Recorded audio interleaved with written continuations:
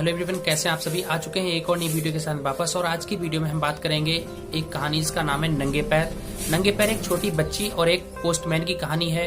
एक छोटी बच्ची जो अपंग है, लेकिन फिर भी वह दूसरों की भावनाओं की बहुत कद्र करती है और दूसरों का बहुत ख्याल करती है। तो समय को बिना गवाए हुए हम वीडियो को शुरू करते हैं और जानते हैं कहानी में आगे क्या हुआ था, कौन सी ऐसी मार्मिक घटना इस कहानी में घटी जिस पढ़ना और आपको सुनाना बहुत जरूरी है। अगर आप चैनल पर नए हैं तो चैनल को सब्सक्राइब करें, वीडियो को लाइक और शेयर करना बिल्कुल ना भूलें। कहानी बिल्कुल आपके दिल को छू जाएगी और शायद आपकी आंखों से आंसू निकलने पर भी मजबूर हो जाएंगे, इसलिए वीडियो को अंत तक जरूर देखें। तो चलिए शुरू करते हैं। दोपहर का समय था। बेबी अपने पलंग पर बैठी खिड़की से बाहर देख रही थी। बीच हॉल में रखे रेडियो में 12:30 बजे के गाने बज रहे थे। प्रशांत वातावरण में गीतों के स्वर गूंज रहे थे। प्रशांत कहते हैं बहुत ही शांत वातावरण में गीतों की जो आवाज थी बहुत गूंज रही थी। सामने का बंद फाटक खोलकर पोस्टमैन भीतर आया। आहते की बजरी पर उसकी पदचाप पैरों की आवाज सुनाई दी। बेबी को खिड़की के पोर्च से दिखाई नहीं देता था। पोस्टमैन की आवाज उसके कानों में आई, पर फर्श पर डाक अर्थात चिट्ठी पढ़ने की आवाज सुनाई नहीं दी। बेबी पीछे मुड़ी, संभलकर पलंग से उतरी, बैसाखियों के सहारे अपने लंगड़े पैरों से कदम कदम दरवाजे तक आई। बंद दरवाजा खोलने में उसे थोड़ा समय लगा। कष्टपूर्वक इतना चलने के बाद उसने आकर देखा कि हाथ में डाक लिए अभी पोस्टमैन खड़ा है। फर्श पर डाक फेंककर अभी गया नहीं है। सीढ़ियों के ऊपर खड़ी होकर उसने हाथ बढ़ाया और उसके ध्यान में आया कि आज पोस्टमैन दूसरा ही है। पहले वाला पोस्टमैन दाढ़ी वाला था, कोमल चेहरे वाला ये नया पोस्टमैन है। बेबी के पैरों की ओर दृष्टि जाते ही पोस्टमैन को एक धक्का सा लगा। वह द्रवित सा हो गया और उसने डाक हाथ में दे दी। बूढ़े पोस्टमैन की भांति इस पोस्टमैन ने कोई बात नहीं की। माँ के हाथ में डाक देखकर बेबी पीछे की ओर मुड़ी और कुर्सी पर बैठकर बोली, माँ आज कोई नया पोस्टमैन था। माँ बोली, अरे इसमें आश्चर्य की कौन सी बात है, बदल गया होगा। बेबी की माँ ने बाल मित्र का अंक बेबी के आंचल में रखा, रेडियो बंद कर दिया और वे अपने कमरे में चली गईं। दोपहर में बेबी को सदैव एकांत बिल्कुल सूनापन सा लगता। किसके साथ बात करे, किसके साथ हंसे, ये प्रश्न सदैव ही बना रहता। तीसरे दिन फिर पोस्टमैन की आवाज आई, पर डाक गिरने की आवाज सुनाई नहीं दी। कष्ट से चलते हुए बेबी अहाते में आई, बरामदे में आई। पोस्टमैन अभी खड़ा था। बेबी की ओर देखकर उसने लज्जा एक बड़ी शर्म से थोड़ा सा मुस्कुराया। बेबी भी हंसी। डाक लेकर बेबी ने पूछा, क्या तुम नए पोस्टमैन हो? पोस्टमैन ने कहा, जी हाँ। डाक फेंककर तुम चले जाया करो, मुझे आने में देर लगती है, बेबी ने पोस्टमैन से कहा। पोस्टमैन ने बेबी के पैरों की ओर देखा। देर तक वह मौन रहा, चुप रहा। इतनी सुंदर लड़की को भगवान ने पैर क्यों नहीं दिए, ऐसा उसे लगा होगा। वह कुछ नहीं बोला, पर उसकी आंखों में इस अर्थ की दया द्रवित हुई।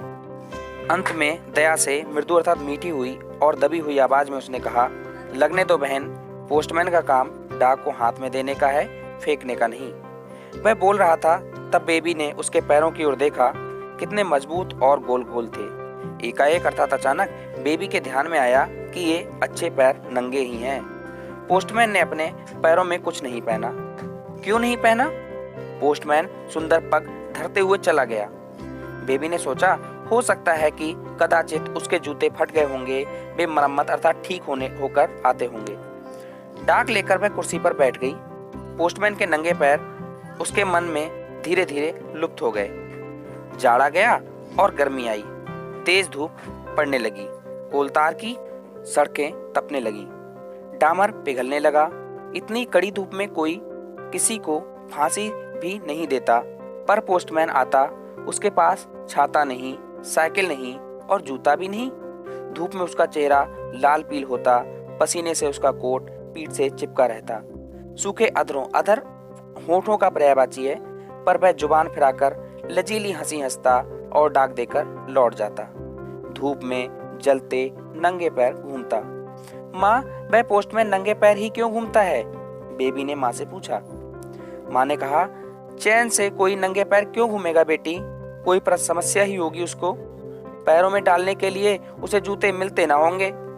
बेबी ने मन ही मन ये निश्चय किया कि इससे आगे वह उस गरीब को नंगे पैर चलने नहीं देगी। ये विचार पक्का हुआ और बेबी को विलक्षण बड़ा अजीब सा संतोष हुआ। एक बड़ा काम अपने हाथ से होने जा रहा है, इस विचार से उसे बहुत ही खुशी हुई। वह आनंदित हो गई। हमेशा आने वाला हरीबा एक मोची है। जब वह घर आया तब बेबी ने उसे पास बुलाया और 5 रुपए देकर धीमी बहुत हल्की सी आवाज में कहा, मुझे इसके जूते बना दो। हरीबा ने बेबी के पंगु जो अपंग पैर था, जिसमें पोलियो वगैरह था, उसकी ओर देखा और सिर हिलाकर कहा, बना दूंगा बहन, नाप ले लूं। वह बोली, अरे मेरे पैर का नहीं, फिर किसके लिए बहन? हरीबा ने पूछा। इस प्रश्न को सुनकर बेबी एक उलझन में पड़ गई। उसको लगा कि मानो अब सारा खेल बिगड़ने जा रहा है। अंत में प्रतीक्षा अर्थात इंतजार करते हुए मोची को उसने कहा, 2 दिन बाद आओ हरीबा, मैं नाप दूंगी। अगले दिन पोस्टमैन आया और थोड़ी देर रुककर डाक देकर चला गया। डाक को कुर्सी पर रखकर बेबी अहाते के किनारे आई और सीढ़ियों से नीचे उतर आई। फिर फ्रॉक की जेब से प्रकार निकालकर जाने वाले पोस्टमैन के पदांकों जो पैर के जो चिन्ह बन गए थे उनका नाप लिया, आड़ा, सीधा, टेढ़ा। वह माप का आकार ध्यान में रखा और फिर उसी कष्ट के साथ कमरे में आ गई। हरीबा को काम मिला, उस हिसाब से जूते तैयार किए गए और बेबी को लाकर दे दिए।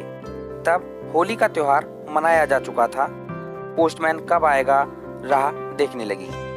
दोपहर को पोस्टमैन आया, बेबी के आने की राह देखने लगा। पैर घसीटती घसीटती बेचारी बेबी आई। उसके हाथ में पुराने समाचार पत्र में लिपटा हुआ एक बंडल था। अहाते में आकर बेबी ने खड़ी रही। सदैव हमेशा की भांति बिना अधर बिना होठ खोले वह मुस्कुराया और पत्रों का गट्ठा उसने बेबी के हाथ में दे दी। बेबी ने पोस्टमैन के हाथ में जूते का बंडल थमा दिया। अचरज अर्थात आश्चर्य में शक पकाकर उसने बंडल खोला। पोस्टमैन ने देखा बंडल के भीतर सुंदर जूते थे। पोस्टमैन मन ही मन कह उठा, इस बच्ची ने मेरे नंगे पैर के जूते दिए, इसके पैर नहीं हैं, वे मैं कैसे दूंगा? काम खत्म करके पोस्टमैन ऑफिस आया।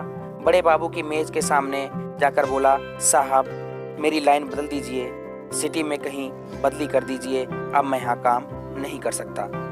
क्योंकि उस नन्ही सी अपंग बच्ची ने उस पोस्टमैन को उसके नंगे पैरों के लिए जूते दिए थे, तो वह बेचारा उस नन्ही बच्ची के पैरों को जब भी देखता तो उसे वह जूते याद आते और उसे बहुत ही दुख होता, क्योंकि वह उस छोटी सी बच्ची के लिए कुछ नहीं कर सकता था। इसलिए उसने अपने ऑफिस के बड़े बाबू से अपनी बदली कराने की मांग की।